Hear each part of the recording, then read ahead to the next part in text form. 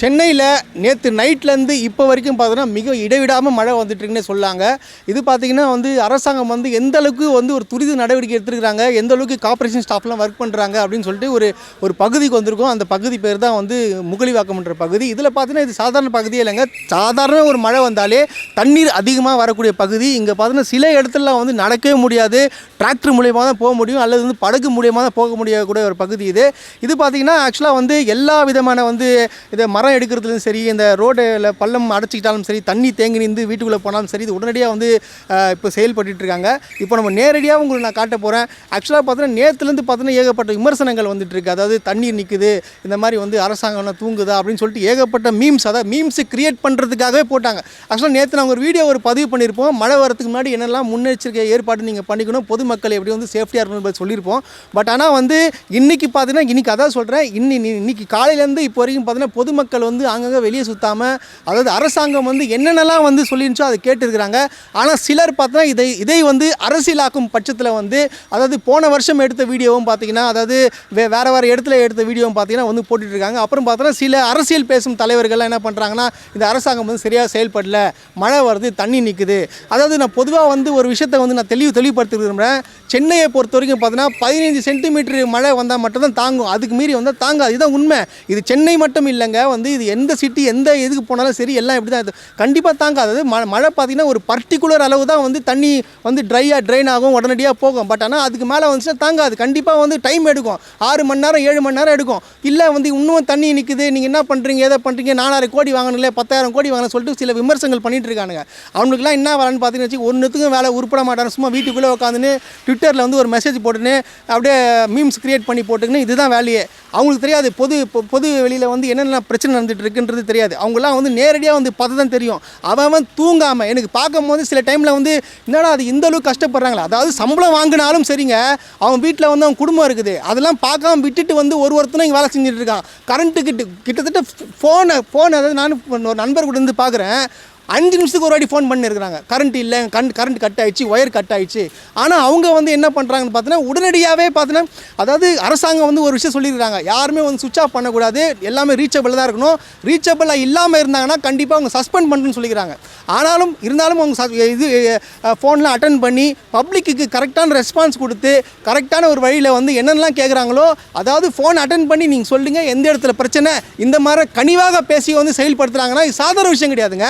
நான் சொல்கிறேன், மினிஸ்டர்லேருந்து துணை முதலமைச்சர்லேருந்து முதலமைச்சர் வரைக்கும் இன்றைக்கி வீதியில் இறங்கி வேலை செஞ்சுட்ருக்காங்க. யாரெல்லாம் எந்த இடத்துல தண்ணி நிற்குது, இதுக்கு வரக்கூடிய மழைகளை என்னென்ன பண்ணணும், நடவடிக்கை எடுக்கணும்னு சொல்லிட்டு எல்லாம் பக்காவாக பண்ணிகிட்டு இருக்காங்க.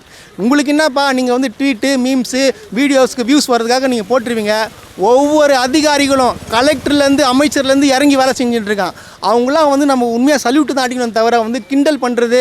அப்புறம் நேற்று நான் பார்க்குற ஒரு விஷயம் நேற்று வேளச்சேரி போன்ற இடத்துலலாம் பார்த்தோன்னா கார் பார்க்கிங் பிரிட்ஜ் மேலே பண்ணிட்டாங்க.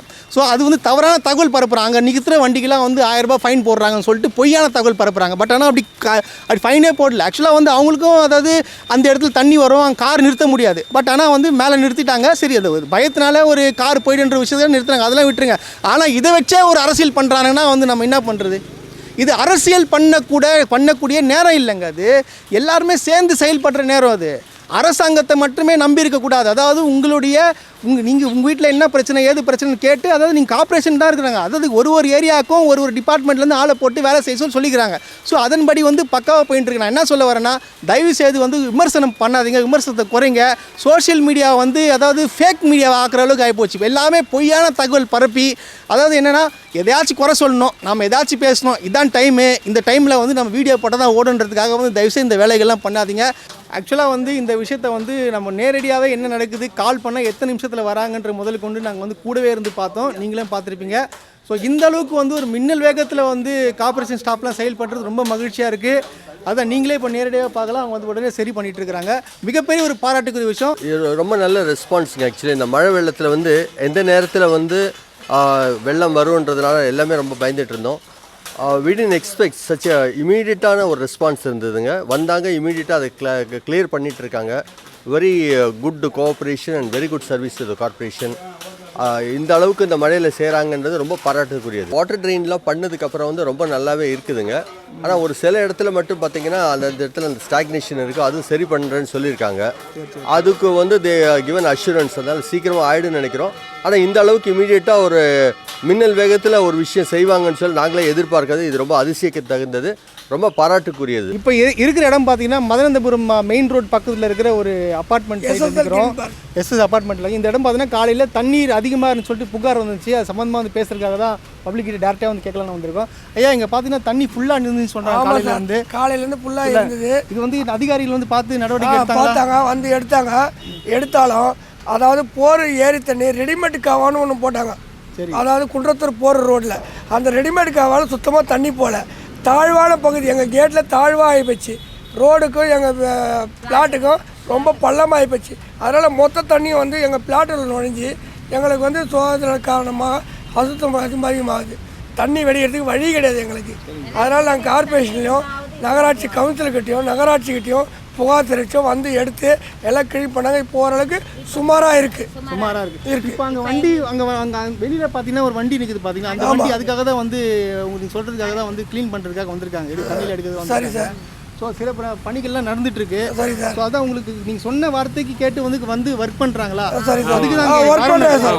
பண்ணாங்க. மாதிரி எங்களுக்கு அடுத்த முறை வராத அளவுக்கு எங்களுக்கு வந்து அதாவது அது வந்து போரூர் மெயின் ரோடு குன்றத்தூர்லேருந்து போரூர் போகிற ஆப்போசிட் ரோடு மேடாக இருக்குது. அதாவது போரூர்லேருந்து குன்றத்தூர் போகிற இடத்துல எங்கள் கேட்டுக்கு நேராக பள்ளம்.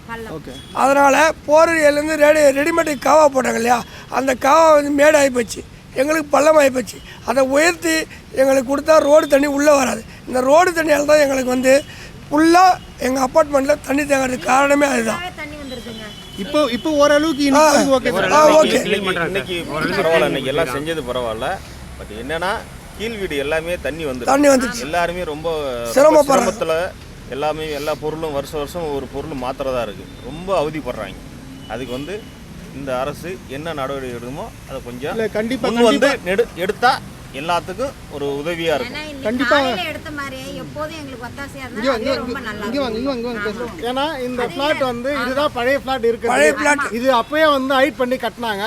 4 அடியில் வந்து கீழே தரமட்டம் வந்து உயர்ந்துடவே இவ்வளோ நாளாக வந்து ரோடு ஹைட்டாக போச்சு. அதனால் உள்ளே வந்து தண்ணி எப்போவுமே வந்துட்டுருக்கு. அதனால் நீங்கள் இப்போ வர ஃப்ளாட் எல்லாமே ஹைட் பண்ணி கட்டிட்டாங்க. இது டவுன் ஆகிடுச்சு. நீங்கள் 20 வருஷத்துக்கு முன்னாடி கட்டும்போது இது வந்து 3 அடி ஹைட்டில் இருந்தது. இப்போ வந்து 3 அடி ஹைட் வந்து கீழே டவுன் ஆகிட்டுருக்கு. அதுக்கு வந்து என்ன பண்ணணுமோ ரோடெல்லாம் கொஞ்சம் டவுன் பண்ணி பண்ண சார். இந்த மழையில் இப்போது எங்களுக்கு எந்த ஒரு பிரச்சனை இல்லைங்க. ரொம்ப ஒர்க்கும் பண்ணிகிட்டு இருந்தாங்க. இன்னைக்கு காத்தால விடிய காலம் 5:30 மணிக்கும் பார்த்தா கார்பரேஷன் அவங்களும் இந்த ஏரியா கவுன்சிலர் அவங்க ஆளுங்களும் வந்து எல்லாம் க்ளீனிங் எல்லாம் பண்ணிகிட்டு இருந்தாங்க. இப்போதைக்கு எங்களுக்கு எந்த ஒரு பிரச்சனையும் இல்லை.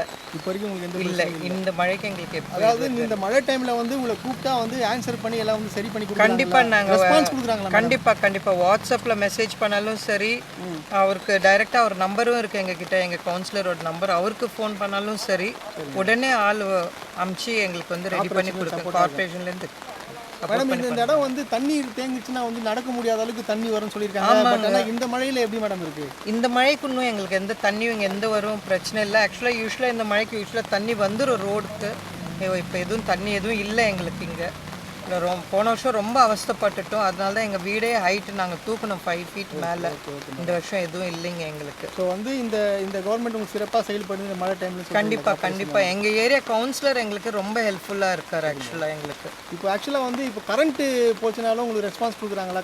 உடனே கரண்ட்டு நமக்கு இல்லைன்னு சொன்னால் அதுக்கு தேவையான இது எங்களுக்கு வந்து ஒரு 2 hours 3 hours ஸ்டாப் பண்ணிவிட்டு கூட மறுபடியும் கொடுத்து எங்களுக்கு ஒரு வாட்டர் அதெல்லாம் ஏற்றிட்டு கூட எந்த தண்ணி எதுவும் இல்லை பிரச்சனை இல்லைன்ற கண்டிப்பாக எங்களுக்கு ஹெல்ப் பண்ணுறாங்க. சார், இங்கே வந்து இப்போ என்ன வேலை சார் நடந்துட்டு இருக்கீங்க?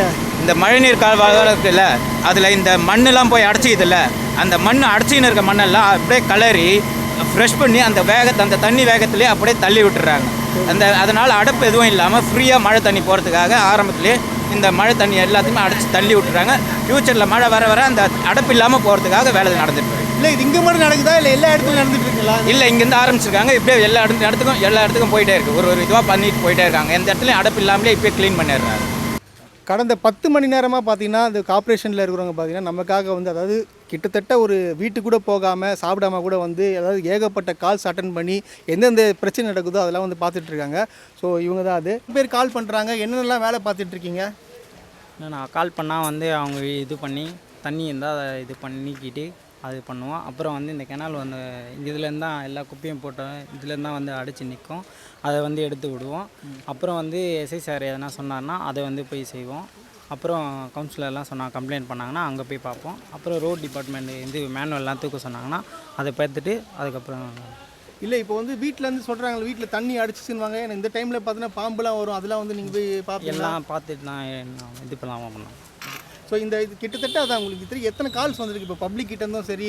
இது சிலவங்களாம் சொல்லுவாங்க மரம் கீழே வந்துச்சு ரோட்டில் போக முடியாது.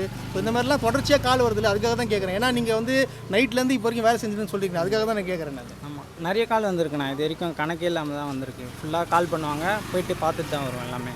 பார்த்துட்ருக்கீங்களா? ஓகே, உங்களுக்கு பணி வந்து சிறப்பாக செய்கிறீங்க, எங்கள் வாழ்த்துக்கள்.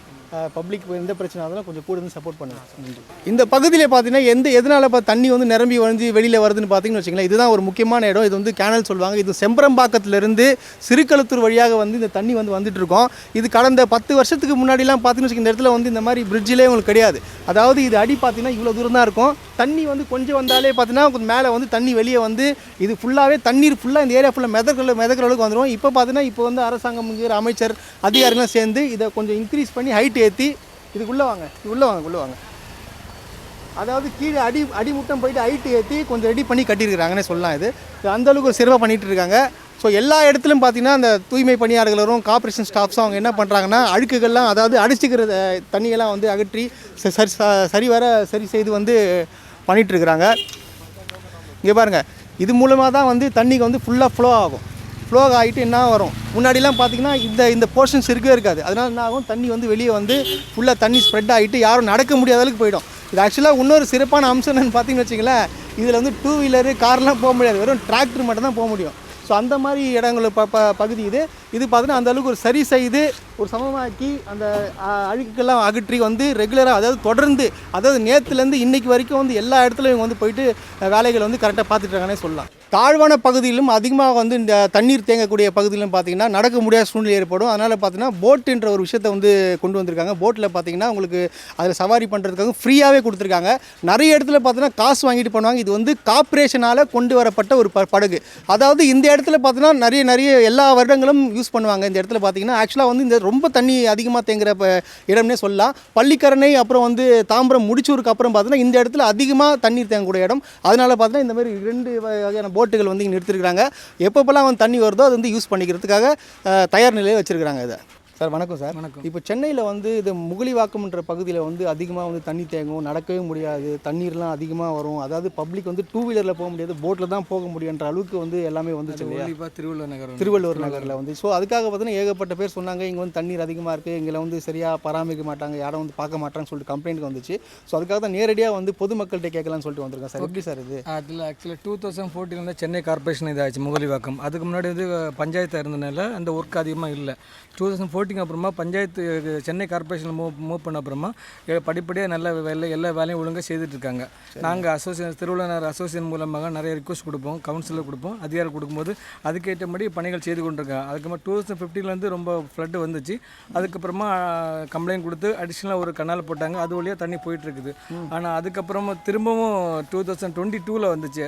அந்த டைம்லையும் செம்பரம்பாக்கம் லேக்கை ஓப்பன் பண்ணி கொடுக்கும்போது சர்ப்ளஸ் வாட்டர் இங்கே வர டைமில் இதை தாண்டி போகிறதுக்கு அதுக்கேற்ற கனால் இல்லாமல் இருந்து இப்போ அடிஷ்னலாக திருவள்ளுவரில் 2 கனால் போட்டிருக்கு, ஸ்டோமாட்டர் டைன் போட்டிருக்காங்க. அதுக்கு தண்ணி போயிட்டுருக்கு. ஆனால் சம்டைம்ஸ் அதுக்கப்புறமா லாஸ்ட் இயர் வந்து இன்னும் அதிகமாக ஃப்ளட் வந்துச்சு. அந்த டைமில் போட்டு கொஞ்சம் கம்மியாக இருந்துச்சு. ஆனால் இந்த வருஷத்தில் எல்லாமே ப்ரிகாஷனாக எல்லாம் ரெடி பண்ணி வச்சுருக்காங்க.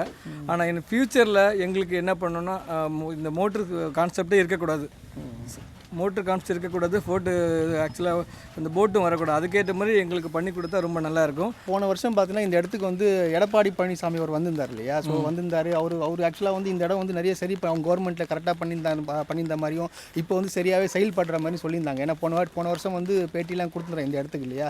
ஏன்னா இந்த இடம் வந்து மழை வந்தாலே வந்து இங்கே ஏகப்பட்ட பிரச்சனைகள் வரும் இல்லையா? கரெக்ட். ஸோ அதுக்காக தான் கேட்குறேன், இது வந்து எப்போ அவங்க கவர்மெண்ட்டில் கரெக்டாக பண்ணியிருந்தாங்களா இல்லை இப்போ இருக்கிற அரசாங்கம் சரியாக செய்யுதுங்களா?